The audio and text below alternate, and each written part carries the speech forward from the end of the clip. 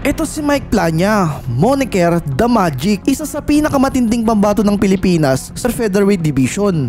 October 26, 2024 nang dumayo ito sa bansang Amerika upang sagupain ang isa sa pinakadelikadong fighter ng Colombia na si Davey Julio. Isang malaking pagsubok ito para sa ating pambato sapagkat matigas ang panga at may lakas ang mga kamao ng Colombian fighter na ito. Subalit, hindi dito nagpasindak ang ating pambato nang ito ay kamao sa kamao nakipagbakbakan sa Colombian fighter.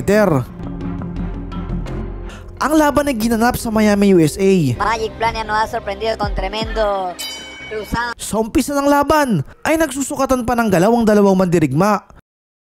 Izquierda. Suena la campana. Mas nagiging agresibo sa pagbabato ng mga suntok ang Colombian fighter na si Julio. Entre el combate de Marahil nasa isip nito na kayang-kaya nito ang ating pambato at dapat na nitong tapusin kaagad ang laban. Toda mi gente que está conectado, en especial ahí a mi prometida Roxana Mendoza.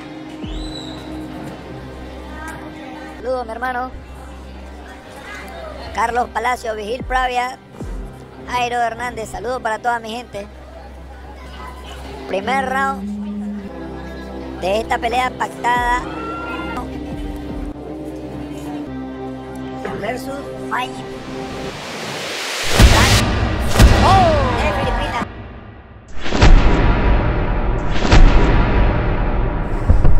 Gusto mo ba talo? Subalit matapos masukat ng ating pambato ang galaw ng Colombian fighter ay isang kaliwang uppercut at kanang right hook ang naipatama ni Plania sa Colombian fighter na si Julio. Parehong sa ulo ang naging tama ng kalaban at agad itong bumagsak. Agad namang ginampanan ng referee ang trabaho nito. Subalit sa pagtayo ng Colombian fighter ay nakangiti pa ito at tila ba gusto nitong ipahiwatig na ano, yun na ba yun? Yun na ba ang lakas ng isang Pilipino fighter? El árbitro vuelve a ver a los jueces laterales y determina que es caída. Vaya a los golpes, muévete más. Sa pagpapatuloy ng laban ay patuloy lamang sa pag-atake ang Colombian fighter at para bang hindi ito bumagsak sa unang bahagi ng round. Y le dicen Magic Plania porque Samantalang pinapairal naman ni Plania ang matinding disiplina nito. Hindi ito nagmamadali at naghihintay lamang ng magandang pagkakataon kung paano nito tuluyang tatapusin ang pangiti-ngiti pang Colombian fighter. no me ha impresionado. Las veces que lo he visto pelear a Magic, una vez tuve la oportunidad también de verlo en un ground show, en un evento grande, contra un boxeador invicto.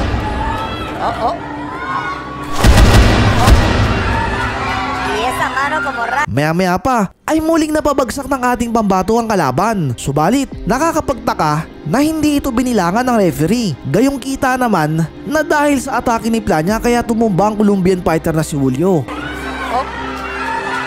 y esa mano como rayo, de lo que estábamos hablando ahorita.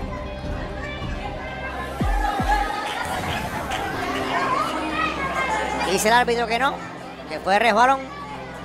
Estaba tocado, pero cometió el error Magic de sofocarse e írsele encima, y cuando le puso la mano encima el peleador se dejó caer.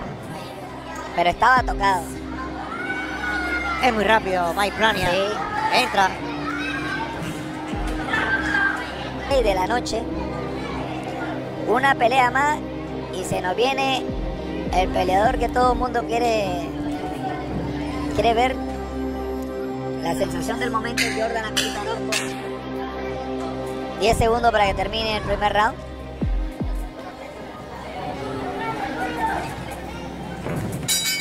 Suena la campana. Nakuha ng ating pambato ang round 1 at sa pagsapit ng round 2 ay mas lalong naging agresibo ang kalaban at tila ba gusto nitong bawiin ang mga puntos na nakuha ni Plania sa round 1. Dahil dyan ay nakuha ng Colombian fighter na si Julio ang round 2. El mundial del boxeo. ¿Y usted qué hizo aquellos días? ¿Sentado en su casa ahí esperando? Y después de eso me tocó esperar más de un año para hacer mi primer defensa. Y después casi otro año más para hacer mi segunda defensa. Fueron momentos muy duros. La gente piensa que el boxeo es complicado. Muy complicado. La intensidad. Lo cierto es que Plania es el que lleva la voz cantante en este combate. Ahora dándose casi en las 126, esta pelea está pactada en 128 libras. En el peso pluma, ¿eh? Sí. Parece que juega mucho peso, porque ahí está cerca de 140 libras. En lo personal a mí me cuesta recuperar 10 libras. Sí, ¿no? Sí. Y también por bienestar mío casi no me gusta recuperarme. Hay boxeadores que mal. Sí.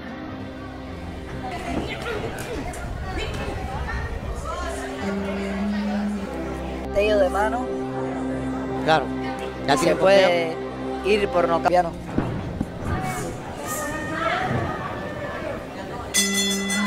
Termina el combate, Roberto. Isang malaking oportunidad para sa isang Pinay na mandirigma ang lumaban sa bansang Amerika sapagkat ito ang magdidikta ng magiging future nito sa boxing. Kaya naman, hindi biro ang paghahanda dito ng ating pambato sapagkat napaka-importante ng laban na ito para kay Plania. Imar Fernández, convertido ahora en ayudante. Sa pagpasok ng round 3 ay nais nang tapusin ng Colombian fighter ang Pinoy. Nakakalamang ito sa haba ng mga braso. Kaya naman, madalas itong matamaan ng mga overhand ang ating pambato at madalas din itong makounter ang mga tira ni Plania. Plania.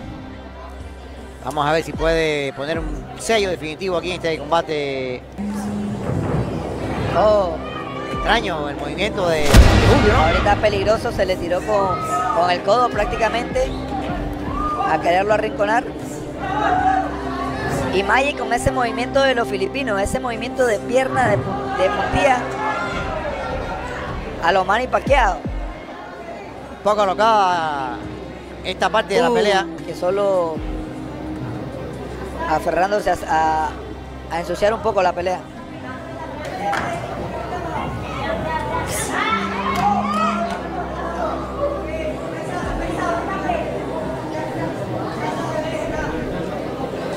Oh, tirando buen golpe Mike Plania.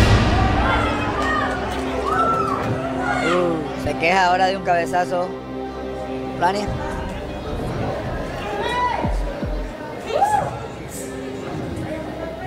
Buen combate hasta el momento. Lleno de acción. Hasta el momento nos está dando a parecer que el colombiano, la primera caída fue porque lo sorprendió, pero sigue en pie, que eso fue en el primer round, y ahora aguantándole al tercer round a Magic Plania y no lo miramos en malas condiciones. Delikado ito para sa ating pambato sapagkat tila ba nakalalamang na sa puntos ang Colombian fighter. Cómodo Plania. Se mira que le está afectando un poco la inactividad, Sí. un poquito fuera de distancia. Luego fue un poquito. Se tuvo un poquito de. Hanggang maya-maya pa ay isang straight body shot ang naipalusot ni Plania sa depensa ng Colombian fighter. Tinamahan ang bahay atay nito at napaluhod ito sa tindi ng sakit. Oh. Un gancho retardado eso. Es cuando te dan en el punto, Jorge. Agad naman itong binilangan ng referee. Esa es como una puñalada. At tila ba napuruhan ng Colombian fighter. Kaya naman hindi na nito nagawang magpatuloy pa sa laban. Señores, acaba el combate. Victoria! Dahil dyan ay nakuha ng ating pambato ang panalo by a round 3 knockout. Anong masasabi nyo sa galaw ng ating pambato mga brad? Ang featherweight division ay malapit ng akyatin ni Naoya Inoue. Kung sakaling mabigyan ng pagkakataon si Mike Plania, ay kaya ba nitong talunin sa dibisyon na ito si Naoya Inoue? O patuloy lamang na maghahari ang Japanese monster sa dibisyon na ito? Ano sa tingin nyo? Pag-usapan natin yan sa comment section. Ito si Charlie Suarez, isa sa pinakamatinding pambato ngayon ng Pilipinas sa Super Featherweight Division. Si Charlie Suarez ay kasalukuyang may malinis na record na 18 wins, 11 dito ay tinapos sa pamamagitan ng knockout. Mataas ang IQ ng fighter na ito mga brad. Taong 2009 nang makuha nito ang una nitong gintong medalya sa Southeast Asian Games. Kaya naman pagsabak nito sa pro boxing noong 2019 ay saglit lamang itong nakakuha ng title bouts.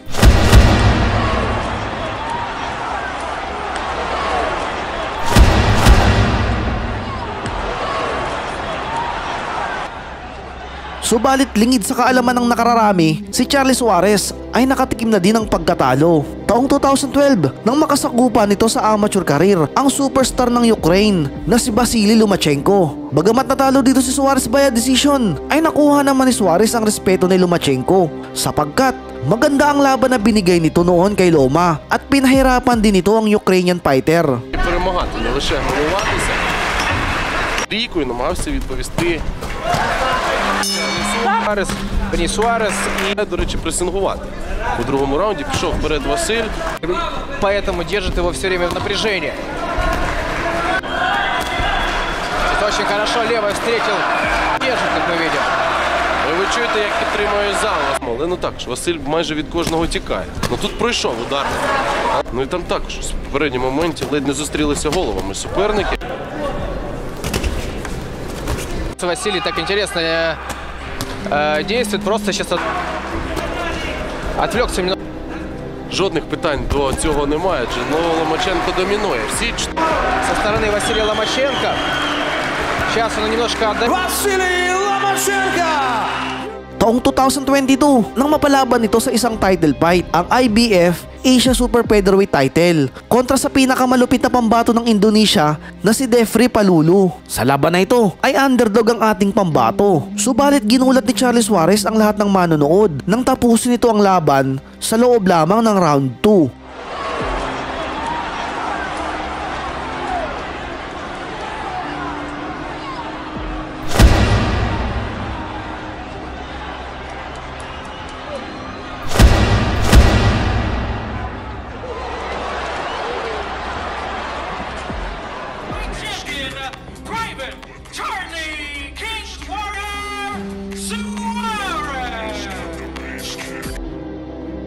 Makalipas lamang ang 4 na buwan ay nabigyan si Charlie Suarez ng panibagong oportunidad para sa 3 titulo, ang IBF, IBO Intercontinental at WBC Asian Super Featherweight title kontra sa undefeated world-class caliber fighter ng Australia na si Paul Fleming.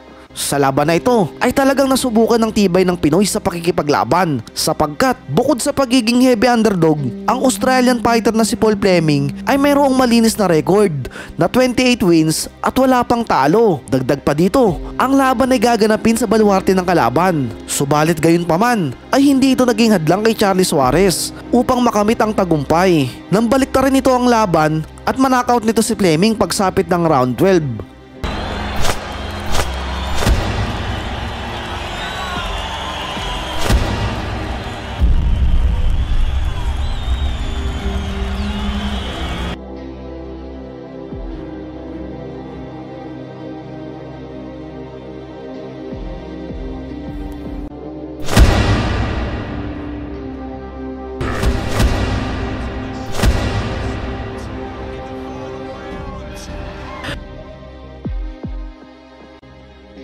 Makalipas ang 5 buwan ay inumpisahan ni Charlie Suarez ang karera nito sa boxing sa bansang USA. August 26, 2023 nang mapalaban ito sa pinakamatigas na fighter ng Dominican Republic na si Johan Vasquez, kung saan ginamit ni Suarez ang husay nito sa long fight at umabot ang laban sa sukdulang huling round. At dito ay matagumpay na nakuha ni Suarez ang tagumpay.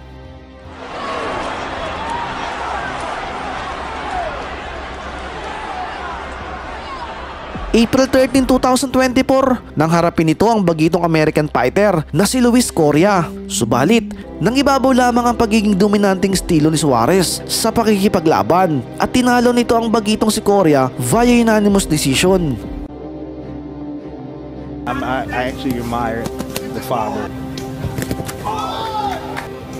You know, got nothing but respect for him.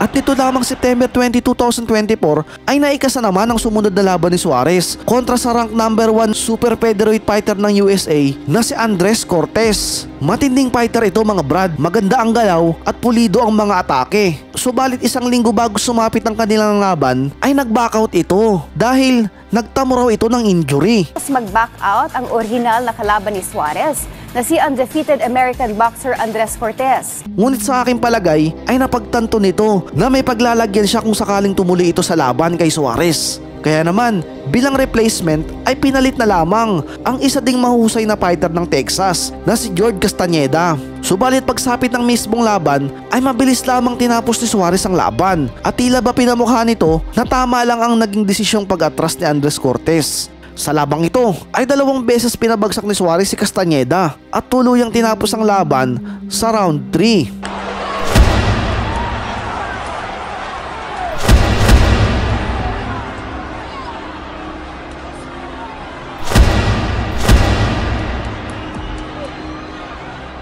Anong masasabi niyo sa galaw ni Charles Suarez mga brad?